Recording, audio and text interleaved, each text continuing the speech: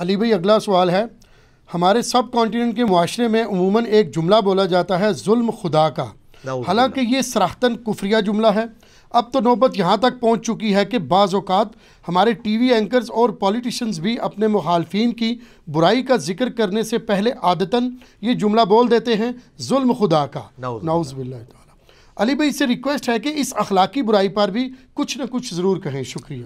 دیکھیں یہ بہت بڑا ایشو ہے، اور صرف اس جملے کے اوپر نہیں، کئی اور باتیں ہمارے معاشرے کے اندر جو ہے وہ عام ہو چکی ہیں جو صراحتاً کفریہ ہیں۔ اسپیسیفکلی چونکہ اس کے اوپر سوال ہوا، یہ ہمارے پنجاب کے معاشرے میں تو پنجابی میں یہ عام عورتیں یہ بول دیتی ہیں ظلم خدا دا، نعوذ باللہ، جبکہ پورا قرآن اس پر گواہ ہے کہ اللہ تعالیٰ نے سب سے زیادہ جس چیز کے اوپر ایمفسائز کیا ہے اپنی ذات کے حوالے سے، چونکہ اللہ تعالیٰ نے انسانیت کو عذاب میں جھونکنا ہے اپنی نافرمانی پہ، اللہم اجرنا من النار، لہذا قرآن میں جگہ جگہ یہ بات آئی وما ظلمناہم ولکن کانوا ھم الظالمون، ہم نے ان پہ ظلم نہیں کیا بلکہ وہ خود اپنی جانوں پر ظلم کرنے والے تھے۔ یہ ٹاپک بار بار آتا ہے، یعنی اللہ تعالیٰ کو تو ظاہر ہے پتہ ہے کہ وہ کیا کرنے والا ہے انسانیت کے ساتھ جو نافرمان ہے، تو جب بھی نافرمانیوں کے عذاب کا ذکر آتا ہے تو اللہ تعالیٰ فرماتا ہے کہ ان کو جو ہم نے دوزخ میں پھینکا ہے ان کے اعمال کے سبب، ہم نے ان پہ ظلم نہیں کیا، انہوں نے خود اپنے اوپر ظلم کیا ہے، ہماری دعوت کا انکار کر کے، ہمارے پیغمبروں کی توہین کر کے، ہماری کتابوں کو پس پش ڈال کے۔ تو ظلم کے لفظ سے تو اللہ کو سخت نفرت ہے، اور اللہ نے اس کے اگینسٹ اپنے لیے جو ورڈ اور صفت چوز کی ہے وہ صفت عدل ہے، کہ اللہ عدل کرنے والا ہے، اللہ انصاف پر قائم ہے، انصاف پر قائم رہنے والے لوگوں کو پسند کرنے والا ہے، اولو العلم قائما بالقسط۔ تو اللہ تعالیٰ کو تو ظلم سے انتہائی نفرت ہے، لہٰذا اللہ کی طرف ظلم کی نسبت کرنا یہ کفر ہے، اور اگر کسی نے جان بوجھ کے کی اور اسے یہ پتا تھا کہ وہ کفر بول رہا ہے تو اسے تجدید ایمان اور تجدید نکاح بھی کرنی ہوگی۔ اگر وہ فی البدی اس کی زبان سے نکل گیا تو توبہ کافی ہے، کلمہ پڑھے اور توبہ کر لے۔ ہاں اس کی جگہ جو اصل لفظ بولنے والا ہے وہ ہے غضب خدا کا، وہ تو اللہ تعالیٰ بار بار کہتا ہے میں غضب فرمانے والا ہوں۔ ہم سورۃ الفاتحہ میں بھی دعا کیا مانگتے ہیں، غیر المغضوب علیہم ولا الضالین، تو یہ غضب کا لفظ عربی سے ہے نا، عربی میں غضب ہے اور اردو میں غضب، ضاد کو ہم ضاد پڑھ دیتے ہیں۔ تو اے اللہ ان لوگوں کے راستے سے بچانا جن پر تیرا غضب ہوا اور جو گمراہ ہے۔ تو یہ کہنا کہ غضب خدا کا، عذاب خدا کا، یہ درست ہے، لیکن ظلم خدا کا یہ لفظ غلط ہے۔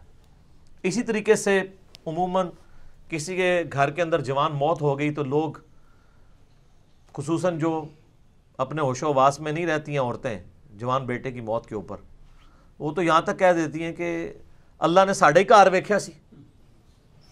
اب یہ اللہ تعالیٰ کے اوپر کس طرح کا جملہ کسنا ہے، حالانکہ موت کا وقت تو مقرر ہے۔ تم مسلمان کہاں کے ہو؟ مسلمان کو تو بنیادی عقیدہ ہے، قرآن میں یہ مضمون بار بار آیا ہے، کل نفس ذائقۃ الموت، ہر جان نے موت کا مزہ چکھنا ہے، اور پھر یہاں تک کہا گیا کہ موت جب آ جائے گی نہ ایک لمحہ آگے ہوگی نہ پیچھے۔ تو پھر اس بات کے اوپر اللہ تعالیٰ سے گلہ اور شکوہ کیسا؟ کوئی بہت بوڑھا ہو چکا ہے تو لوگ ورڈکٹ دیتے ہیں، لگتا ہے جی اللہ انہوں بھول ہی گیا ہے۔ ہاں اب اللہ کی طرف بھولنے کی نسبت کرنا یہ کفر ہے۔ نسیان ایک عیب ہے نا، یہ اللہ کے ساتھ منسوب کیا جا سکتا ہے؟ اللہ بھول ہی گیا، نعوذ باللہ، ایسا نہیں۔ قرآن میں یہ جو آیا نا سورہ الحشر کے اندر کہ جو اللہ تعالیٰ کی یاد سے غافل ہوتے ہیں، اللہ تعالیٰ ان کو اپنے نفسوں کو ان کے نفس سے بھلا دیتا ہے، یا اسی طریقے سے اللہ تعالیٰ دوزخ میں جب دوزخیوں کو پھینکے گا، قرآن پاک میں مضمون کئی جگہ آیا ہے، تو اللہ تعالیٰ کہے گا کہ آج ہم تمہیں اسی طرح بھول جائیں گے جس طرح تم دنیا میں ہمیں بھول گئے تھے۔ تو یہاں بھولنے سے مراد اردو میں ترجمہ جو کیا جاتا ہے وہ غلط ہے، اس میں اعلیٰ حضرت نے ترجمہ ٹھیک کیا ہے کہ ہم نے تمہیں تمہارے حال پر چھوڑ دیا ہے جس طرح تم نے دنیا میں ہمیں چھوڑ رکھا تھا، یعنی ہماری طرف متوجہ نہیں تھے۔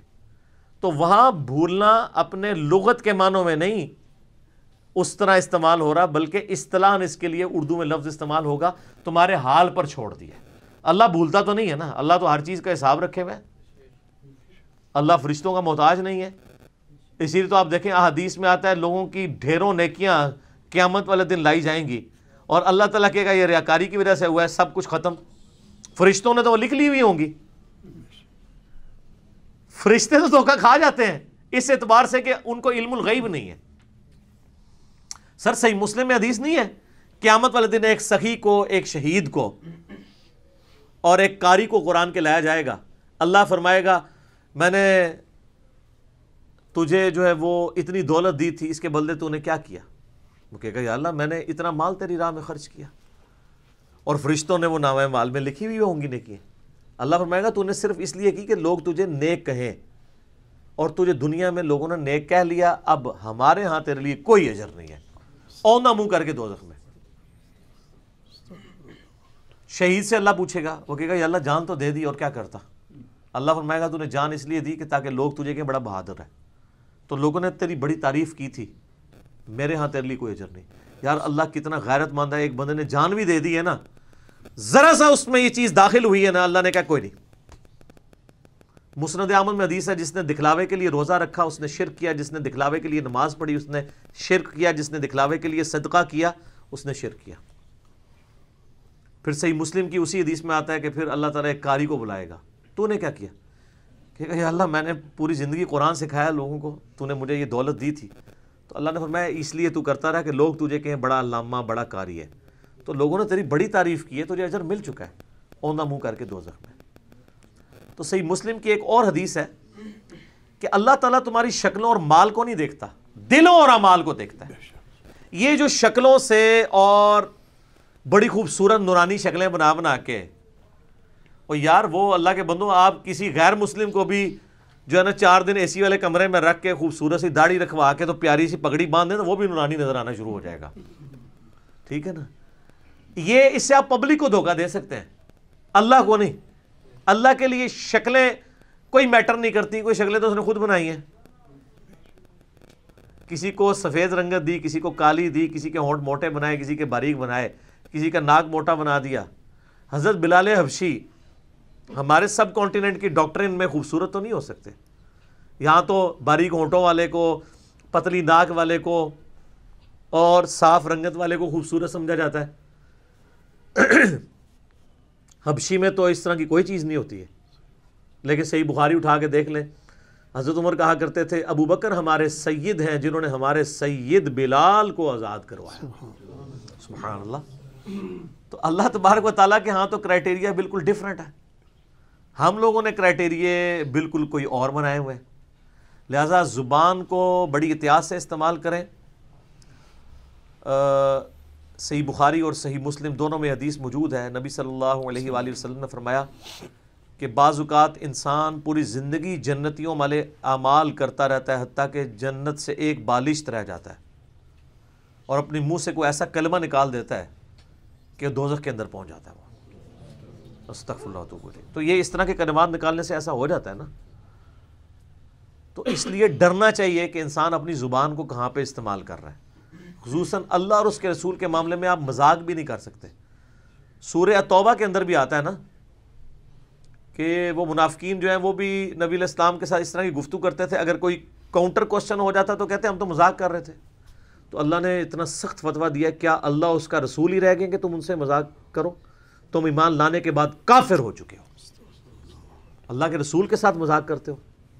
ٹھیک ہے, تو وہ کہتے تھے یا رسول اللہ آپ ہمیں غزوہ تبوک کے اوپر نہ لے کے جائیں, ہمیں آزمائش میں نہ ڈالیں, ہم فتنے میں پڑ جائیں گے. وہاں پہ وہ شام کی عورتیں ہیں, آپ کو پتہ ہے ہم عورتوں کے معاملے میں ویسے ہی بڑے کمزور ہیں.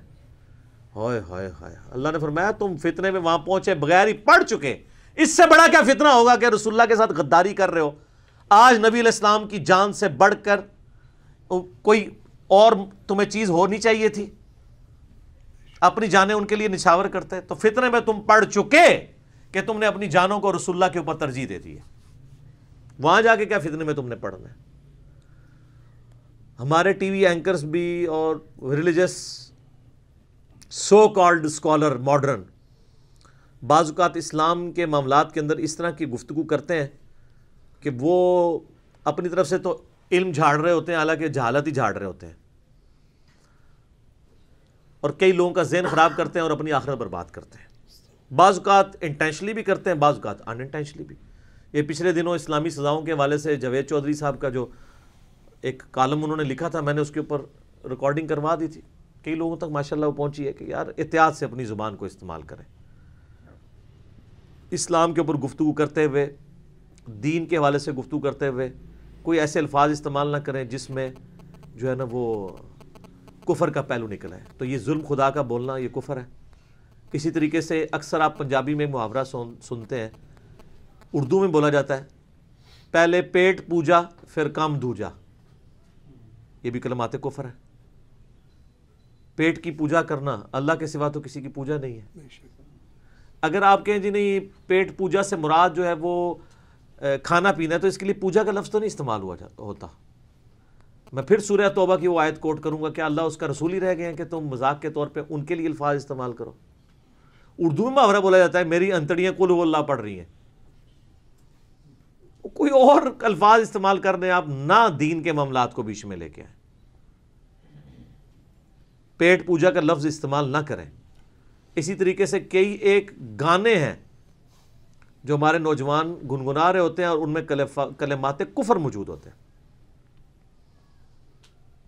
اب مجھے کیونکہ وہ گانے آتے نہیں ہیں، کبھی کبھار کبھی میرے کان میں پڑ جائے تو میں پریشان ہو جاتا ہوں کہ یار یہ کیا الفاظ ہیں، اور لوگ گنگنا بھی رہے ہوتے ہیں اور